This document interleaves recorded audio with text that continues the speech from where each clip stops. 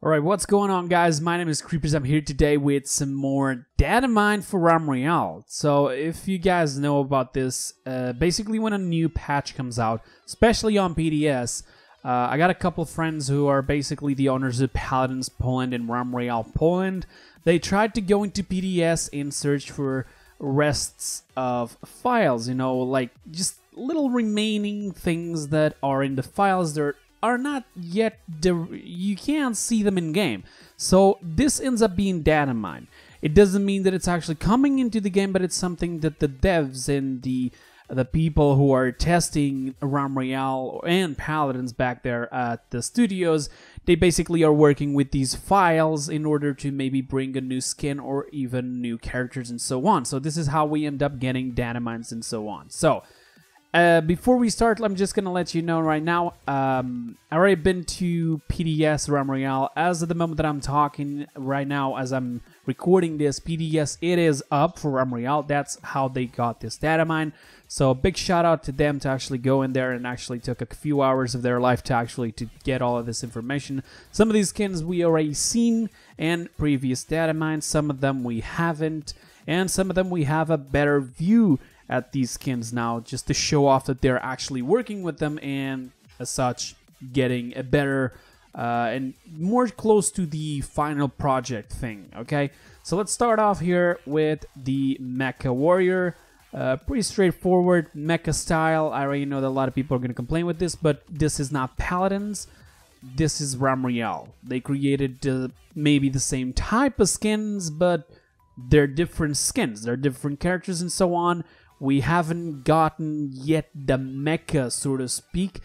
Even the new Furnace skin is not yet supposedly on this type of skin yet. So this is probably the first type of skin we'll see on the mecha style. It looks pretty nice. Then we got what it looks like to be a hunter skin named Paramilitary. And sort of on the military style, you know, G.I. Joe kind of thing. Looks pretty nice as well. Then we have the skins that we already seen sort of this style on previous Datamines, but we haven't seen the skin specifically. This is for the assassin, looking like one of them punks. I don't know the exact term for this type of skins. It's just, I'm sort of, with the image, I think you can actually reach a conclusion. Then we got the one that it is the one that I was mentioning that we already sort of have this theme going on the Datamine, which is for the mage. Looks pretty nice. I am a mage main myself, so pretty much this is maybe a skin that I really want. And there's even voice lines for this, which I can't put here on the video because the video is actually really long with the voice lines. So what I am going to do is I'm going to leave the link in the description, not just for that video with the voice lines, but also for the YouTube channel of Royale Poland and the Facebook of Royale Poland, so you guys can go there and check out all of these things on your own and even hear the voice lines, okay? So, we got that. Then there's three things that were also a Datamine, but this is only the names. It was Skyfi, Vampire, and Edgeling. I don't know what any of these mean, but maybe at least the Vampire we sort of have the idea of what could be. Now let's jump into the chicken skins. First off, we have the mech suit chicken skin. Looks good. Then we also have some, but this is only names. Dracula, and there was apparently something, Easter egg. This may be related to an Easter egg event. Maybe we're going to be seeing something on the Easter where we may have to find some eggs, or maybe there's going to be some sort of a chicken skin related to the eggs again, almost like the dragon eggs we had before. Maybe that was what they're trying to refer with these names. Then the Josh OG skin is still there, pretty much, so it is still to come. This has been seen before. We got the cat lyrics, also again, something I've seen before. Looks pretty cool. Then we got the mittens. This was, I think it was 1 or 2 Datamines ago. It was actually really cool. It's a little kitty as well. Then we also have Summit 1G. In case you guys don't know, Summit did play this game for a while. He was actually really into it. I think he actually eventually stopped. Now he's on Sea of Thieves, so it's going to be hard to see him coming back. But maybe if he has the skin in the game, maybe he'll say, okay, I'll go there and actually test out the game again. So then, let's go into the mounts. The first one is the motorcycle, looking a little bit more realistic a little bit now than before. It was too shiny, too plastic before. Now it actually has some different textures to it. It looks really nice. Now this one here pretty much looks like a goddamn turbine with just a place for you to sit on and a steering wheel. So still going on the mecha sort of style. Then we have the Jade Cat, which we already seen before. This was also apparently Datamine to Paladins itself, so with a different color. So I'm guessing they're working sort of together to certain things, which is actually really cool. And right now on here on screen, you're going to be able to see the art. This art, the way that it was cropped, it is on purpose for the new store, the new shop that we have in game that it's right now on Royale PDS. And I'm guessing so as such we're going to be able to buy it through crowns and not real money. The same goes for that chicken, for the mage skin of before the Nightshade, which also has its own unique art, sort of on the same style for the shop. So we got that done. Now let's go into the Mecha Raptor. Pretty much on the same style as the Raptors that we had, but mecha. So looks cool. Looks a little bit more realistic now as well. This was already seen before, just not with these textures. Now it actually looks really nice. There's also something called Slime, still on the mounts sort of, style. So we don't know if it is a mount or not, but it does seem like to be. So apparently we also have another emote called the Fresh Dance. Sometimes you gotta sink or swim or dance. Dancing is always an option. So I'm guessing this is some sort of a description for the emote itself. Based on all the dances that we have, I'm not entirely sure how it actually will be, but we'll wait. Maybe a worm dance? I don't know. So apparently they're also doing something for the International's Women's Day of 2019. I'm not entirely sure how. I know that there's an avatar. It's the one that it is on screen right now. And there's also apparently a spray, a graffiti. All right. So maybe they'll put this or give this to everybody in order to celebrate the Women's Day. I don't know. We're going to have to wait and see. Now, apparently there was something also found within the files, which looks really awesome and really cool, actually.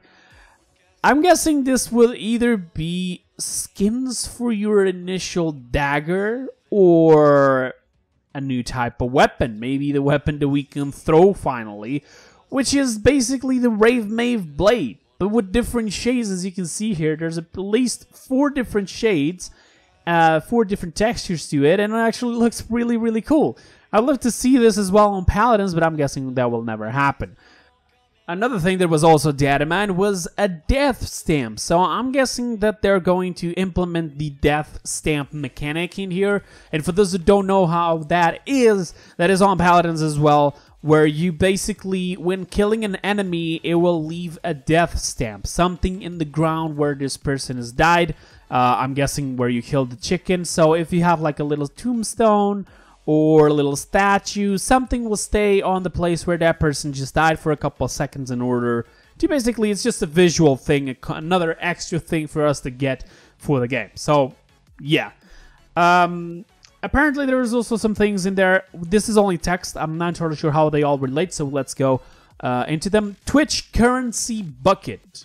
So, I'm guessing this is some sort of thing related to maybe a pack for Twitch Prime, or I don't know, like something just with the, if you link your account, you'll get like a bucket to wear on your head or something. I don't know.